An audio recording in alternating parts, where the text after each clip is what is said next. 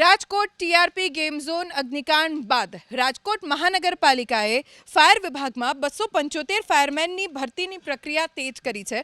અગ્નિકાંડ બાદ ફાયર વિભાગે ભરતી બહાર પાડી હતી. ફાયરમેનની 275 જગ્યા માટે 2147 ઉમેદવારોએ અરજી કરી. રોજ શારીરિક પરીક્ષા માટે 200 ઉમેદવારોને બોલાવવામાં આવે છે. 20 સેકન્ડમાં 200 મીટર દોડ, 150 સેકન્ડમાં 100 મીટર તરવાનું અને 20 ફૂટ ઊંડા પાણીમાં જઈ ઈંટ બહાર લાવવાની હોય છે. જેમને તમામ પ્રકારની એમના પ્રેક્ટિકલ ટેસ્ટ લેવામાં આવી રહ્યા છે. એમાં રસ્તો ચડવાનો, એમાં દોડ, આમાં સ્વિમિંગ અને ડીપ ડાઇવિંગ, આ તમામ વસ્તુ એમની ચકાસવામાં આવે છે.